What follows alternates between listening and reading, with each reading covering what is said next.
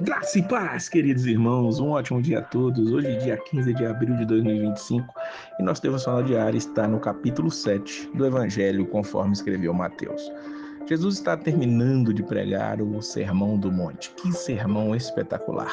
Ele termina falando acerca do juízo. Ele fala com que o juízo que julgardes, sereis julgados. Com a medida com que tiverdes medidos, vos hão de medir a vós. E por que você repara no argueiro que está no olho do teu irmão e não vês a trave que está no teu olho? Ou como dirá o irmão, deixa eu tirar o argueiro do teu olho, estando uma trave no teu. Ele chama quem age assim de hipócrita.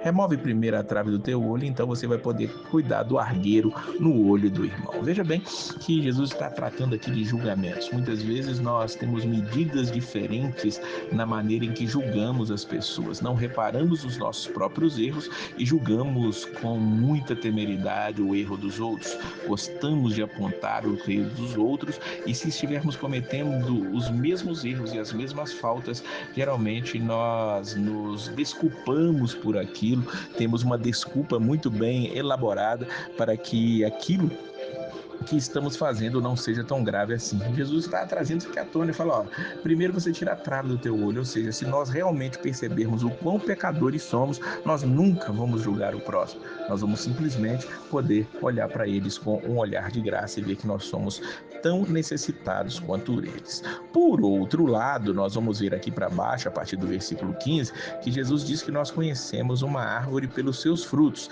Ele vai dizer acerca de falsos profetas. Esse nós temos que julgar, porque eles vêm vestidos como ovelhas, mas interiormente são lobos devoradores. E como eu os conhecerei? Pelas suas árvores, porque toda árvore boa produz bons frutos e toda árvore má produz frutos maus, diz o versículo 17. E no versículo 20 ele completa, portanto, pelos seus frutos os conhecereis. Veja que falsos profetas existirão e estes sim nós temos que reconhecer para não os ouvirmos, para não estarmos seguindo seus falsos ensinamentos, porque eles são lobos transvestidos de ovelhas e nós temos que estar atentos a isso. Jesus, ele termina aqui, ele já falou sobre oração dentro desse sermão, mas ele vai continuar falando um pouco mais. Versículo 7 fala, pedi, dá-se-vos-á, buscai, encontrareis, batei e abri-se-vos-á. Assim, a palavra do Senhor, ela nos manda buscar ao Senhor de todas as formas. E ele vai dizer, se vocês que são maus sabem dar boas dádivas aos vossos filhos, quanto mais vosso Pai que está nos céus dará bens aos que lhe pedirem. Versículo 11 pergunta dessa maneira, ou seja, peça ao Senhor, peça segundo a vontade do Senhor, pode ter certeza que Ele vai fazer o melhor pela sua vida. Nós somos incentivados a pedir, é o que Jesus está dizendo, confiando que mesmo os nossos pais que são maus, eles sempre nos deram algo bom.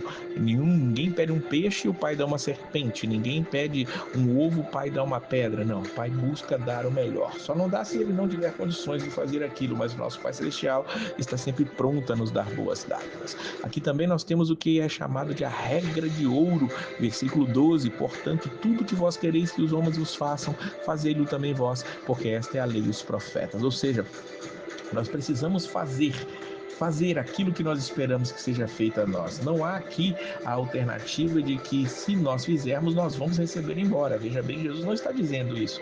Se nós fizermos, nós vamos receber de volta. Não, Jesus não está dizendo dessa maneira. Ele está dizendo que aquilo que você quer que seja feito a você, faça ao outro. Faça primeiro antes de querer receber.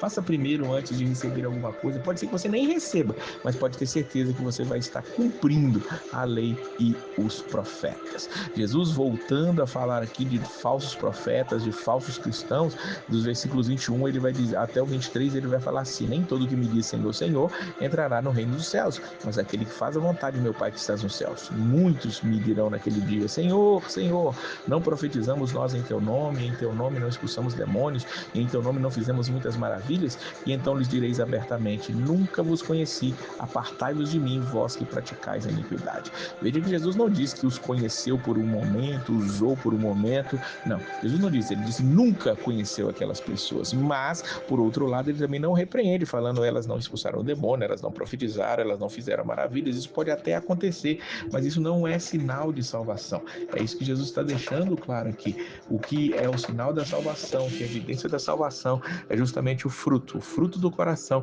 aquilo que Jesus tem para nós para ser produzido. Então, cuidado com a sua vida, que as iniquidades, o pecado não seja a grande coisa que você pratica, mas sim está buscando ao Senhor e servindo a Ele com o seu coração, amando e fazendo aos outros aquilo que você espera que seja feito a você mesmo. Jesus, ele vai concluir esse espetacular sermão trazendo uma ilustração muito clara.